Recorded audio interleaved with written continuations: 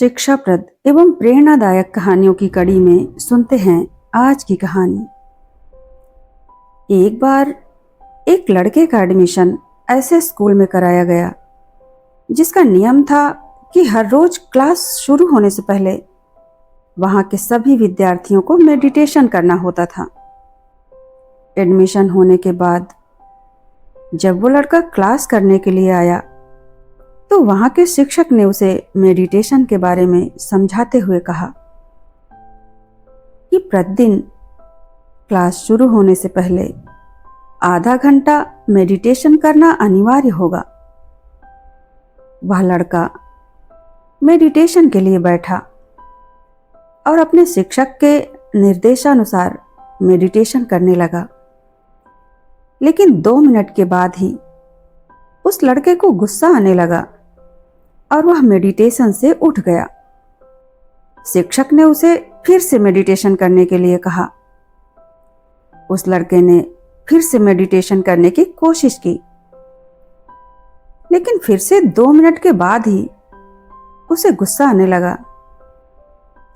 दरअसल समस्या यह थी कि जब वह लड़का मेडिटेशन के लिए बैठता था तो उसे आसपास के लोगों की बातों की आवाजें आती थी, जिससे उसे गुस्सा आ रहा था। उस लड़के के साथ रोज ऐसा ही होने लगा। 3-4 दिन बीतने के बाद उसने अपनी यह समस्या अपने शिक्षक को बताते हुए कहा कि उसे किसी शांत स्थान पर मेडिटेशन करने की आज्ञा दी जाए। शिक्षक ने उस लड़के से कहा, तुम कुछ भी कर लो, लोग तुम्हें हर जगह डिस्टर्ब करेंगे। तुम्हें अपने गुस्से पर काबू करना होगा। फिर भी तुम एक शांत वातावरण चाहते हो, तो कल से तुम उस नदी के किनारे मेडिटेशन के लिए जा सकते हो।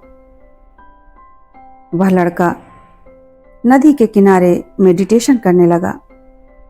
थोड़ी ही देर के बाद कुछ कुत्तों की आवाज से उस लड़के को डिस्टर्ब हुआ, तो उसे गुस्सा आने लगा।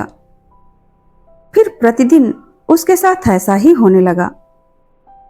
लड़के ने कुछ सोचा, फिर एक नाव लेकर नदी के बीच में चला गया और वहां पर मेडिटेशन करने लगा। उसने जैसा सोचा था वैसा ही हुआ। नदी के बीच में उसे किसी ने भी डिस्टर्ब नहीं किया। 1 सप्ताह बीतने के बाद मेडिटेशन करते समय उसे कोई आहट सुनाई दी। उसने आंखें खोलकर देखा तो उसे अपने सामने एक नाव दिखी जो उसी की तरफ आ रही थी। उस लड़के ने नाव की तरफ देखकर चिल्लाते हुए कहा, अपनी नाव यहां पर मत लाओ, यहां पर मैं मेडिटेशन कर रहा हूं। लेकिन उस नाव में से कोई आवाज नहीं आई। लड़का बार बार चिल्लाया, लेकिन फिर भी नाव उसकी तरफ बढ़ती रही। लड़का जैसे ही उस नाव के अंदर गया, देखा तो उस नाव में कोई भी नहीं था। लड़के का गुस्सा शांत हो गया। फिर लड़का उस नाव को उस दिशा में लेकर गया जिस दिशा से वो नाव आई थी। लड़के ने ये सोचा कि वहां पर इस नाव का मालिक मिल जाएगा तो उस पर अपना गुस्सा निकालूंगा। लेकिन वहां पहुंचने के बाद मालूम पड़ा कि यह नाव तेज हवा की वजह से खुलकर खुद ही नदी में चली गई थी।